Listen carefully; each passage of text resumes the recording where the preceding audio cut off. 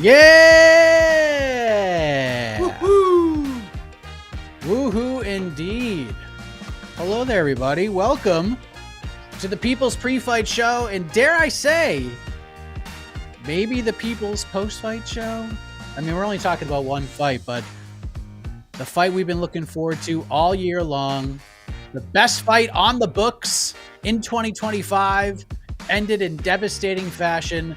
The world's strongest fight took place in Poland just a couple of hours ago. Started a little earlier than people were ready for. Supposed to be the co-main event. KSW says, no, we're going to swerve you. We're just going to trot Eddie Hall out to the cage. And then we're going to trot Mariusz Pudzianowski out to the cage. And then 30 seconds later, the fight was over. Eddie Hall just destroys Mariusz Pudzianowski. And it was just scenes. Absolute scenes. So we're here to react to that and answer your UFC Kansas City questions, because that is kicking off at the top of the hour. And a thunderstorm is hitting. It's the sound of Eddie Hall's fist hitting Mariusz Pudzianowski in the face in the past.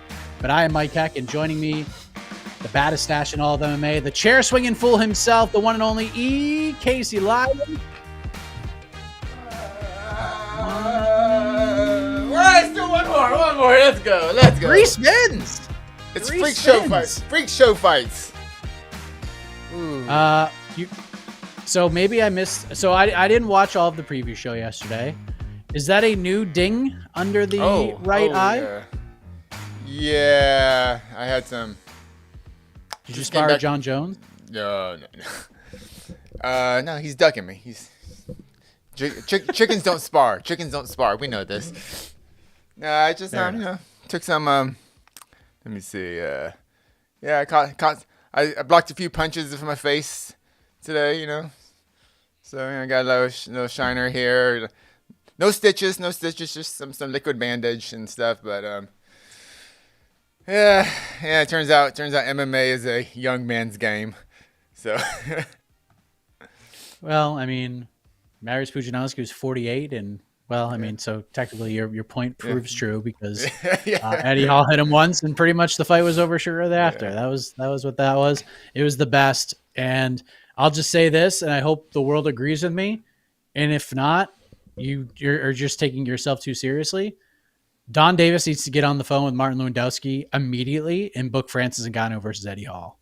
Like, just do it. Do a freak show weird fight. It could be the same rule set we saw here. We could do 2-minute rounds like Eddie Hall wanted originally for this fight. I don't care. Just throw those two dudes in the cage and just let them beat the hell out of each other, because that would rule. And there's no other fight for Francis that would draw anywhere near the amount of interest as him fighting Eddie Hall. That's realistic. Obviously, we'd love to see him fight John Jones. That fight will never happen. And let's just think about it this way. If you're PFL, KSW, if you're the MMA fan base, would you rather watch Francis Ngannou would you pay for Francis Ngannou versus Vadim Nemkov, or Francis Ngannou versus name a heavyweight? Or would you pay to watch Francis Ngannou fight Eddie Hall? I think you would pay money to watch Francis and Eddie. Just saying. They should do it, and I don't know what else to say. But we could talk about that. We could talk about UFC Kansas City, Ian Machado, Garry versus Carlos Prates. Whatever you want. Let's go. Go to the peeps. All right, to the beeps. What we got here first. You had a bunch of big news yesterday too, by the way. I can't tell if this is trolling or not, but Joseph Boza. Do Mike and Casey think that win or lose, Anthony Smith will be inducted in the Hall of Fame either this year or next year? We literally, we had a 20-minute conversation about this on BTL.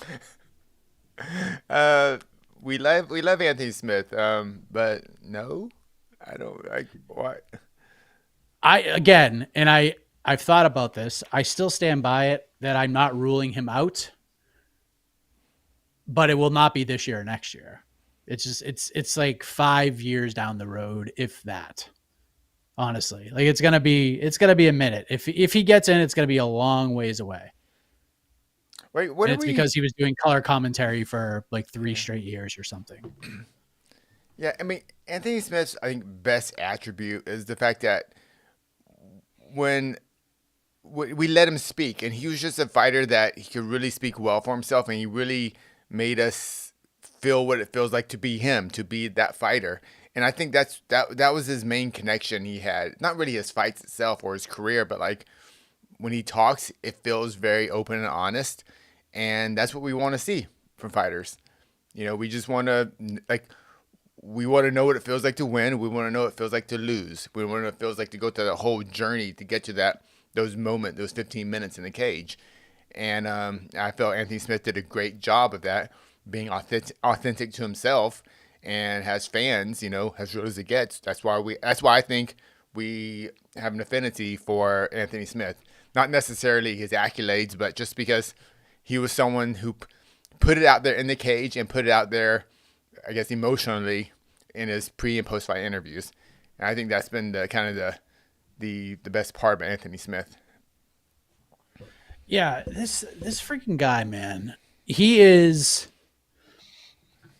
one of the great overachievers of the sport. Like if there's the Mount Rushmore of overachievers, I truly believe Anthony Smith is on it. Like I think he has to be. I put him. Yeah. Go on. Sorry.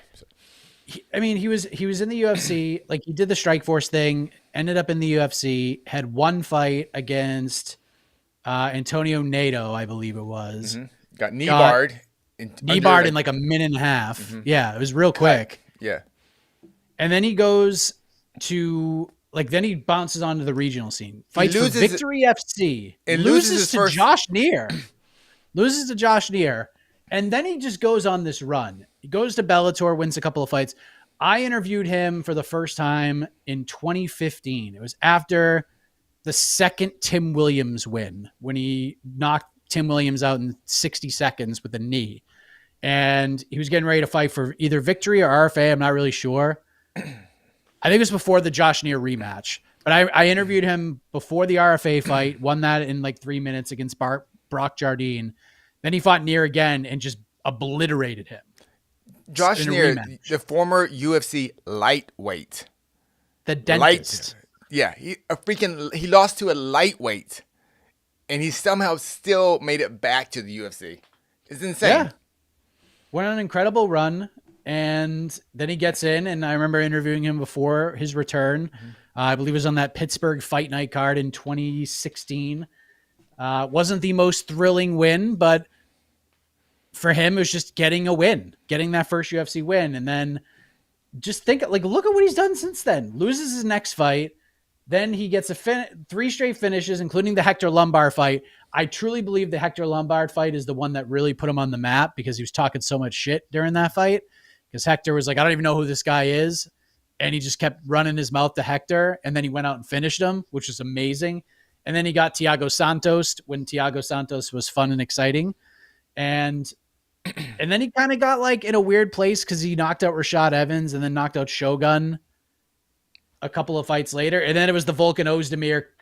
It was the Ozdemir and the Gustafsson fights where we were just like, all right, man, this dude is just such a dog. Because he was getting beat up in both those fights. And then he just comes back and wins and then gets the John Jones fight in between. His career, it should not have happened this way. And no. I think he'd probably be the first one to tell you that. And yeah, if there's an overachieving Hall of Fame, if they have an overachiever wing, he's the first guy in my opinion. Oh, absolutely. The most remarkable part about his career was at one point, this is way before he made any of the Strikeforce level fights, has a regional fighter in the Midwest, which is it's a pretty low standard. The Midwest regional fighter in the around 2010, he was below 500. He was a 4-5 fighter. He had lost 4 fights in a row on the regional Midwest circuit, where basically it's just parking lots you fight in, and somehow he made it to this level. And when I say he's to me, in my mind, he's the highest, I guess the highest level overachiever I've ever kind of been around, at least in my working in MMA. I really mean that as a giant compliment because he should have never even been in the UFC after he was 2-2 in Strikeforce. Roger Gracie just wiped him clean. And in the UFC, for some reason, brought him over. I guess his contract they brought him over. And, just a remarkable career for a guy who really should not have had a career at this level. So I really applaud that. And I've always liked Anthony Smith. Great guy. And, Yeah, and he has got. This is how he's got a hell of a tough fight tonight. Hell of a tough fight. Giant underdog, but hey, man, he steps out there. He does it. He puts everything out there, and happy trails afterward. And I'm sure we'll hear a lot more from him as an analyst, which I think he does a very good job. He should be doing some color. He should absolutely do some color work. So hopefully he gets some reps in there. Even if it's like on the Contender Series or something, he should 100% get his chance. So we shall see how that all plays out. But yeah, incredible overachiever. And spoiler alert, I'm picking him to win tonight. All right. Picking him to go on a win. Cool. All right. Okay. Thank you much. Thank you, Joseph. All right. Let's get this out of the way. Hey guys, what's your reaction to Max versus Dustin 3? So I think this is great.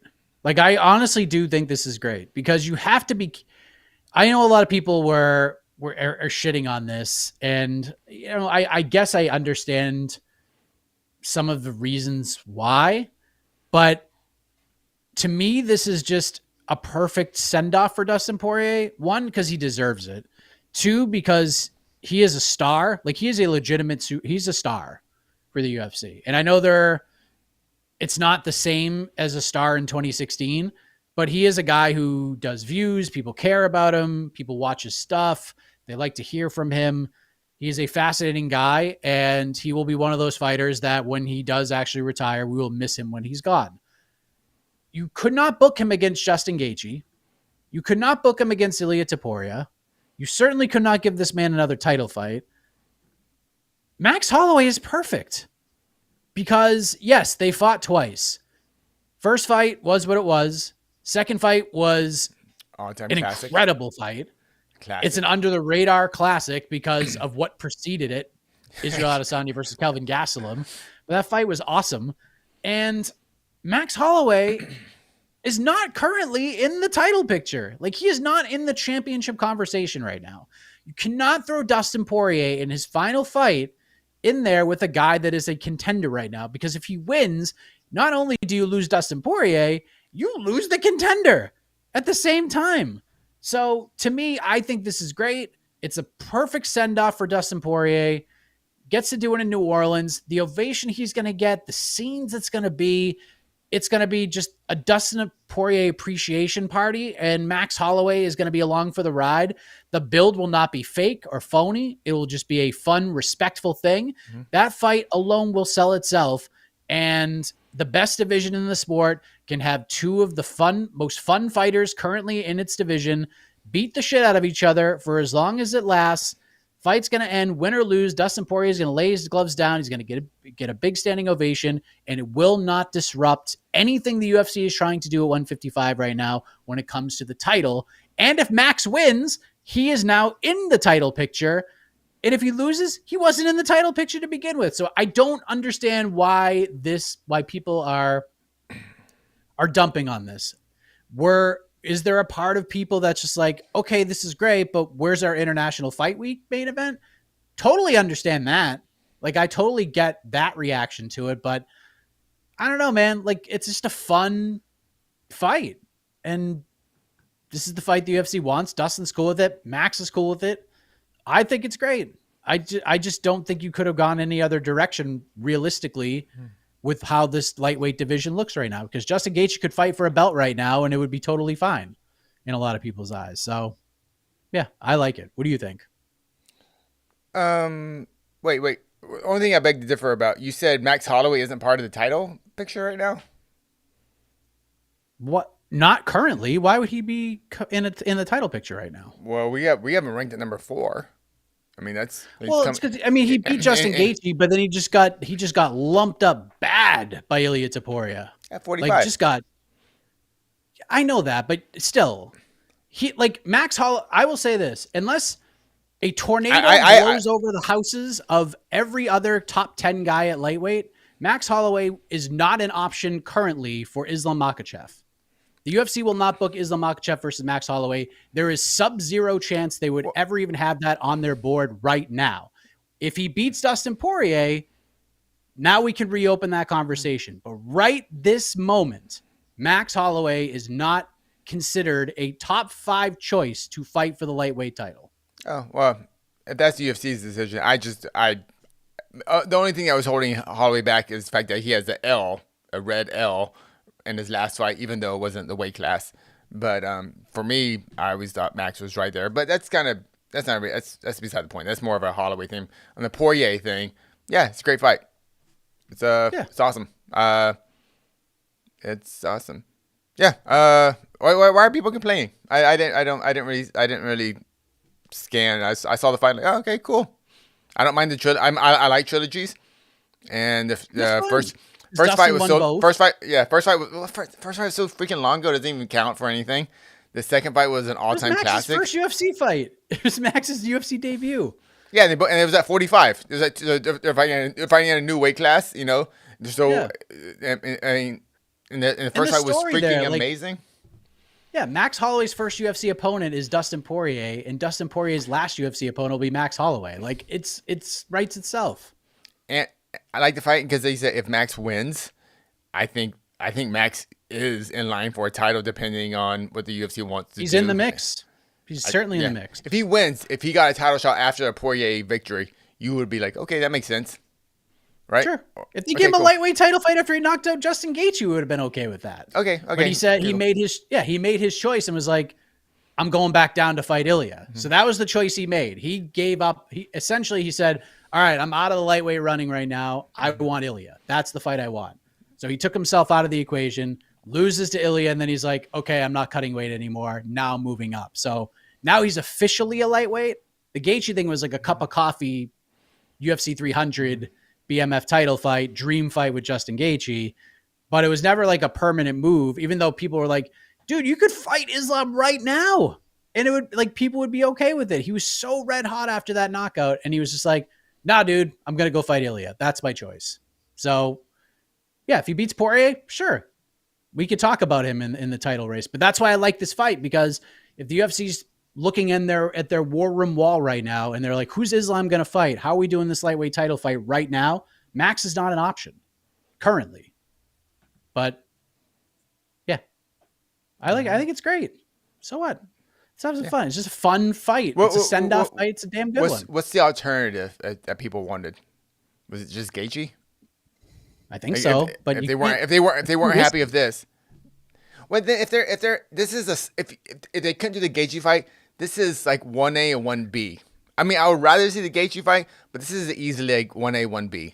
I'm and I think the other thing is that this is the main event, and it's not like the co-main event to another title fight, which I kind of get that. $80. Yeah, I get it for not a real title. You know, I mean, it's whatever you want to call it. Yeah.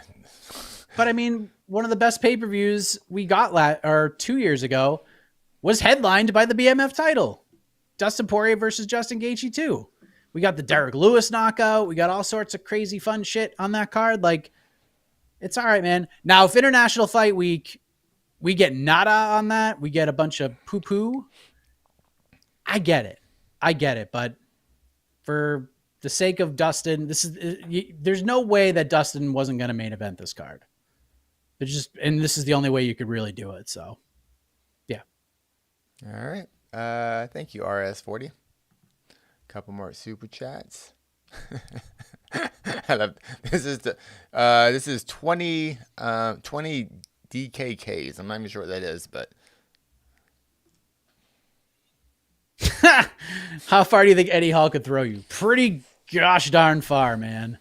He chucked Mariusz Pudzianowski across the cage at one point. That was wild. Like it was the most fun 30 seconds ever. I was like yelling. I just jumped on IG Live. I was like, let's just watch this fight. And it was over in 30 seconds. But I was losing my shit watching it. It was so ridiculous that I just want to see it more and more and more. So yeah, he chucked him. I'm not. Maybe this is more of a Jed question, but I'll go to ask you: does this fight, Puds versus Eddie Hall, does it crack the top 10 as the greatest freak show fights in MMA history? I don't think it quite does, but it's right there.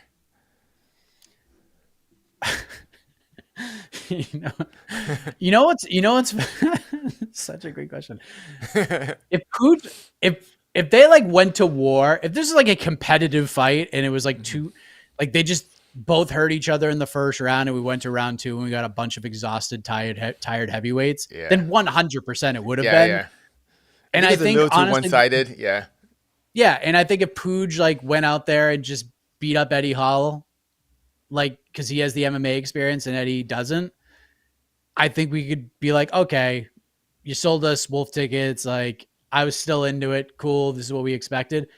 But we got the adverse thing. We got Eddie just running dude over. And I don't know, man. Like the reaction to this has been unbelievable. The amount of like web traffic it's gotten, the amount of like social media traffic Eddie Hall has gotten right now is just, it's off the charts. That 30 seconds might be bigger than anything the UFC has done this year in terms of like MMA interest from a global fan base. It's friggin' nuts. It's just another reminder that, yeah, we want to see the best versus the best, but also like AK always says, MMA should be fun, and yeah, this is fun. I don't know. It's like, so fun. What can the U? I know we talk about Francis Eddie Hall. Can the UFC? Could they book anything fun like this? Could they book Eddie Hall versus I'm not sure who, but is the UFC's fan base are they ready for freak show fights? I don't know. I don't know either. Yeah, Probably and I say not. this, I don't think so. Yeah, I think they would be like if the UFC's like, hey, we made a trade with KSW. Eddie Hall versus Mariusz Pudzianowski is going to be the opening main card fight of UFC 317 at International Fight Week. The fan base would lose their minds. Like I think they would in a good way. You know what I mean? I think if Dana sold it as like this is just a fun fight. This has nothing to do with rankings. If he tried to go, oh, we're gonna see if Eddie Hall if he's a real fighter or not or something like that, or I don't know. Dude. Eddie Hall even said after he beat up Puig, he was like, yeah, man, how about I'll just give Puig a rematch. We'll just do 2-minute rounds. And we'll just like have some fun. And he's like, he even said like, look, man, I'm not here to be the number one heavyweight in the world. I just want to fight. And just like, I'll give him the rematch. Like, that's it. Like, he's not trying to fight John Jones. He's not trying to be the heavyweight champion. He just wants to go fight a dude and make some money. Like, that's it. Is the rematch bigger than the first? Could be bigger. I think the rematch could be bigger. Because then maybe, I don't know. Because now I thought Poos was going to win that easily. Like, I was just going to watch the highlights. Now of a proper build, another build up, or not a proper build. They did a good build up already, but a build up to the rematch. I don't know. I'm actually even more excited about the rematch, to be honest. The biggest takeaway from this fight, other than we just need more of these kind of crazy fights, is Puig looked every bit of 48 tonight. Yeah. And I know the fight was only 30 seconds, but like even when he walked out, I was just like, yeah, man, he has aged gracefully for a while, but he has hit the proverbial wall. Now he looks great coming off the bus, and he is very muscular and very in shape for a 48-year-old. But the second Eddie touched him, he was like he almost crumbled. Yeah. And I know Eddie's a very large dude, but I don't know, man. I don't know if that fight goes any differently. Eddie might like really hurt him if they fight again. So maybe we just do it. Well, can Eddie do it worse than he did the first time? But I want the Francis fight so badly. I have to see it. Francis is going to fight in MMA like one more time, and then he's just going to go box the rest of his life. So like, even Francis just dummies him. So what? Go to Fedor route. Fedor is the greatest ever, and he has plenty of freak show fights. Yeah. And then you can go box and make $1 billion, but he's probably not going to lose to Eddie because he'll just tackle him and it'll be okay. But for those 5 seconds where that fight's on the feet, it's going to be electric. You think Eddie would take that fight against Francis? Because I mean, now it's getting scary. I mean, fight He Francis. should. Yeah, you'll get He paycheck. will make a bag. He'll make a bag, and that, without question, that will be the biggest selling PFL pay-per-view by a mile. By a mile. All right, they might crack 100,000 if they book that fight. I'm sold. And I'm sold. From what I understand, Don they Davis have not even come close to that in any of their pay-per-views so far. So do it, Don. Do it. Do it. All right. Don Davis, ball's in your court. All right. Thank you, India Goldmine. Did I miss how Casey got the cheek stripe? Great show. Oh. Yeah, I mentioned just did some sparring, MMA gloves. I didn't Vaseline my face up. I went out there and tried to slip across, cut my skin. And this one I caught going for a takedown. So yeah, it happens. They didn't really hurt. It's just small gloves. Yeah. I'm really bummed out because I was gonna do a jiu-jitsu competition next Sunday. I'm already cutting weight. And I don't know, man. I don't know if I can train this week. I don't want this to rip open. So I see how it heals up in a couple of days. But thank you for the concern. Ryan Gordon. Hello from Kansas City. Are you in the building? Hello, Ryan Gordon. Are you in the building? Are you going to the fights? Enjoy the fights, Ryan Gordon. By the way, I know people have been asking because people feel like I'm just negative all the time. I truly don't understand where that's coming from. People just hear the negative. They ignore the positive stuff. Yeah. But yeah, I understand. All we do is we just tell the truth and we say what's real, right? Mm-hmm. I think this card is really good. It is a very solid main card. I like the main card a lot. I think it's a well done. I know they lost some fights along the way. Not having Jamal Hill, Khalil Roundtree Jr. as the main event is tough, but we still get a damn good one. Oh, I think this is good. Like I think this is a good one. I like it. This is a proper fight night for me. This is what you. Yep. This is the standard for UFC fight nights. I think the top 1, 2, 3, 4. Actually, never mind. Top 6 fights. I am interested in the top 6 fights. And even after that, there's at least one side I have no interest in. Like I'm interested in Chanel Flick and everything. Not something like I have to see, but yeah, Gutierrez, Castaneda. I mean, these are all like fun fights. I mean, yeah, and undercard. They're undercard. They're UFC undercard fights. Whatever. But the top 6 fights, those are solid fight night cards. I have no issue with this card. Kansas City's getting a good fight night card. No problem at all. Yeah.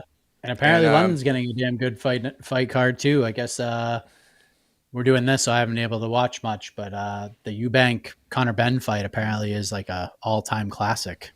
That's awesome over there. So that's good. Good for them. Good for combat sports. And a freaking great main event. Machado Garry. What's he in the UFC rankings?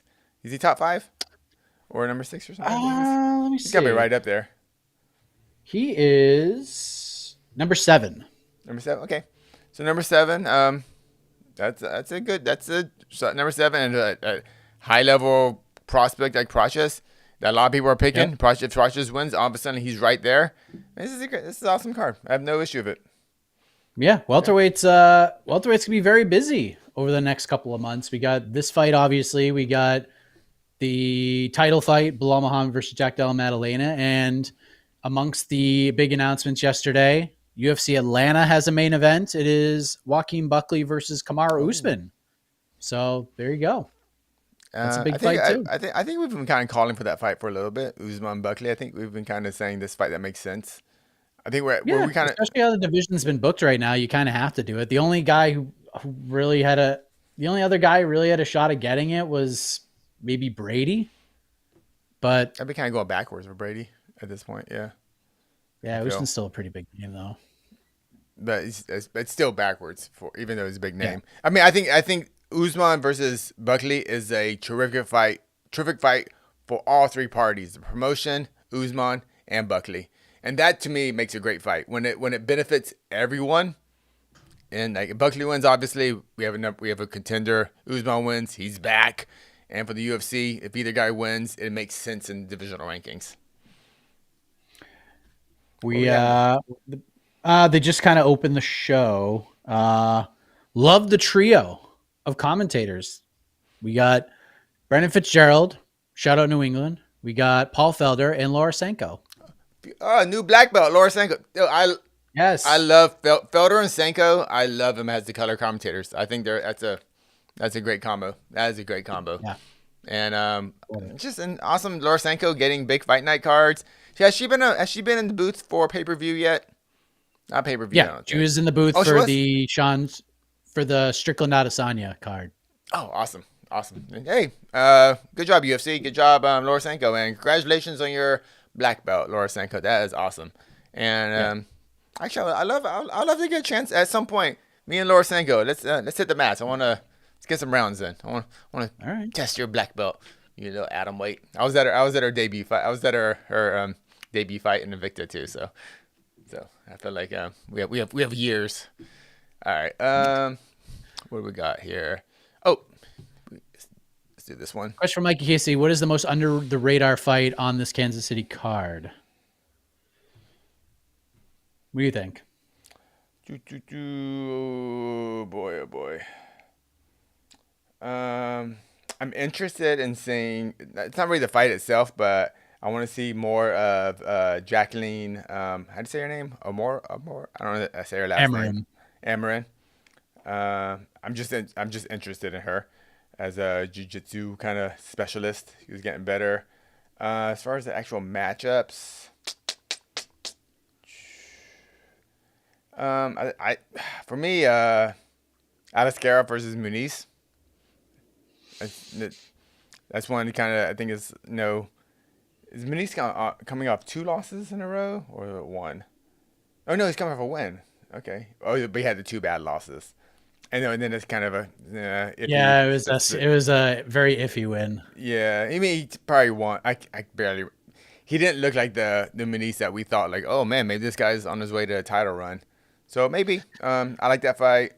It'd be a great win because I think he's in for a really rough night at the office. Oh yeah. I'm picking super good, man. Yeah. So and we're gonna see if Alaskarov, if that fight against Whitaker was that just Whitaker's night or maybe a little too much hype behind him. So we'll find out. And I'm always just a big fan of Nicholas Dalby. The man's 40 years old, but I love to watch the man. I love to watch the man fight. I know he's never gonna be a top 15 welterweight or anything, but he has a very tough fight against Randy Brown, and I'm just a Nicholas Dalby fan, basically. He's been talking a lot of shit about Randy Brown too, which I've been enjoying. Eye poker and all this shit. Oh, Nicholas Dalby, look at you. I mean, Gutierrez Castaneda is a good one. Yeah, it should be fun. I'm going with. I think I'm going to go with the Cameron Simon, Malcolm Wellmaker fight. I've seen Malcolm fight live a couple of times, and dude is absolute dynamite. He's 30 though, which worries me somewhat. And Cameron Simon's coming off of a couple of tough fights. He was very popular prospect.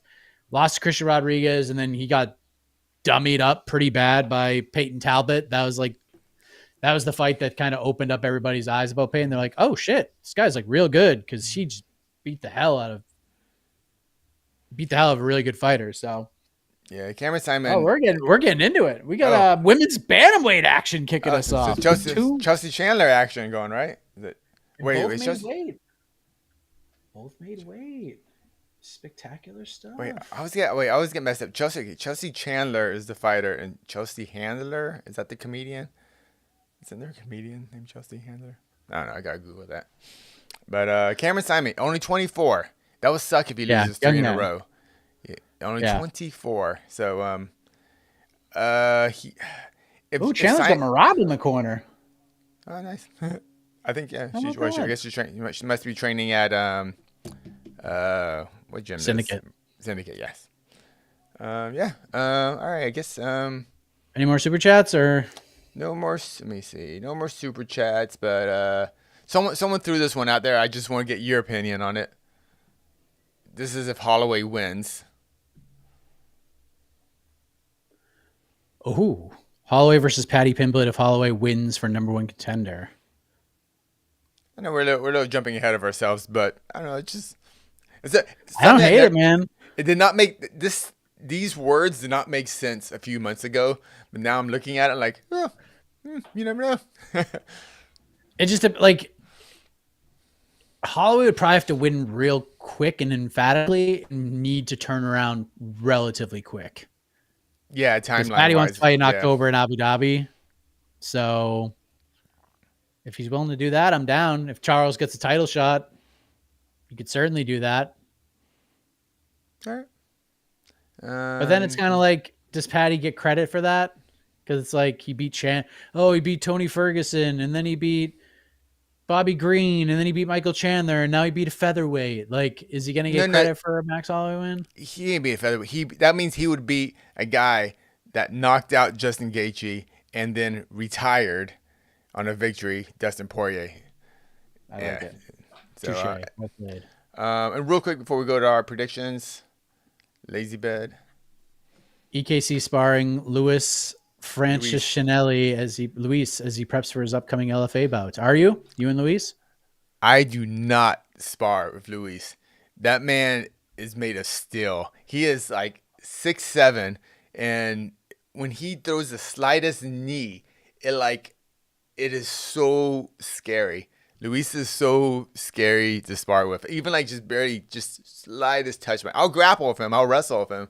But I would not spar with that man. Oh, no. But no. I would have so many cuts. I would have loose teeth if I ever sparred with Luis. But Luis, he is fighting May pretty soon for LFA. I think it's like the main event. So check him out. It's going to be a great time. Official Chris Eubank Jr. beats Conor Benn, unanimous decision, 116-112 across the board. So with that said, I got to get the hell out of here. So real quick, let's run down main card picks because I am the social media guru tonight. We will kick things off. Ikram Aliskerov versus Andre Muniz. Aliskerov, the big favorite. I'm picking Aliskerov. TKO round 2, Casey. What say you? We are brilliant geniuses because I also picked that same exact. Aliskerov, TKO, round 2. Oh, my God. We have a knockout, a sub-half round knockout in the women's bantamweight division. Jocelyn Edwards. Jocelyn Edwards? Kelsey Chandler. Yeah. Wow. That's awesome. Less than half a round. Women's bantamweight is so it's back, baby. They're back, baby. So back. Alexander Kaylee, rejoice, my best friend. They're back, baby. Wow. Wow. Unreal. Yeah. So shout out. Who did you pick? Aliskerov? Yeah, second round KO. Oh, wow. Simpatico. Randy Brown versus Nicholas Dalby. I get Randy Brown by decision. Nicholas Dalby because he is a man's man and he's old and he can do it by decision. You know what? This actually might be the correct answer for under the radar fight. No one's talking about Michel Pereira. He got beat up by Anthony Hernandez. It wasn't his night. Now he's got another wild and crazy fight with Abus Magomedov. Casey, this fight's going one of two ways. Either Michel Pereira destroys this man within a round, or we're going to see a very similar thing that happened to Michel Pereira from the Anthony Hernandez fight. However, I'm going with the former. Michel Pereira, KO round 1. I think he lures Abus into a brawl, and that will not be good. So Pereira, KO round 1. Pereira, KO round 2. Oh, okay. That'd be impressive. David Onama, Kansas City fighter, fighting at home, gets a big fight against Giga Chikadze, the only fighter who did not make weight yesterday, if memory serves me correctly. Yeah. David Onama, sizable favorite here against the veteran. And I think he wins tonight, Casey. David Onama by decision. Onama by decision is probably the smart move, but I went Giga before I knew he missed weight. But I put my pick into Giga by decision, but you're probably right. Onama probably has this one. Yeah. Co-main event, the final walk, the final fight for Anthony Smith takes on Minyang Zhang. I think he does it, Casey. I think he does it. I think Anthony Smith knows what's going on here. I think he wants to go out with a win. And I think if he gets this fight to the ground, he will win it shortly thereafter. I think he's going to have to take a lick or two before that happens, but I think he gets Minyang Zhang to the ground.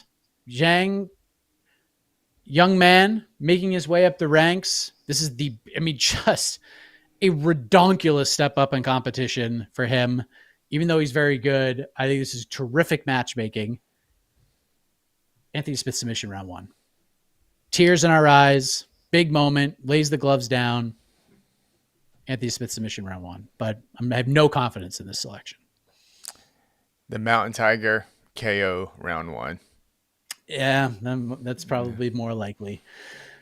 All right, main event. And then we're getting on out of here. Ian Machado, Garry, coming off the Shavkat Rakhmonov fight, taking this fight on relatively short notice against Carlos Prates. The man is on fire, just knocking fools out left and right.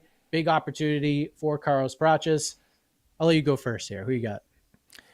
Ian Machado, Garry, 49-46. Hit the music. Ian Machado, Garry. Submission, round 4. Hit the music. We're out of here. Peace out. Enjoy. We already got a finish in the women's bantamweight division. Wow. Greatest night ever. We're off and running. We're off and running in Kansas City, baby. This is going to be the greatest card ever. Just look at the first fight. We had a women's bantamweight finish in the first round. That never happens. Oh my God. I'm too excited. Enjoy. I'm too excited. We'll see you after the fights, everybody. For Casey, I am Mike Heck. Bye-bye. Bye.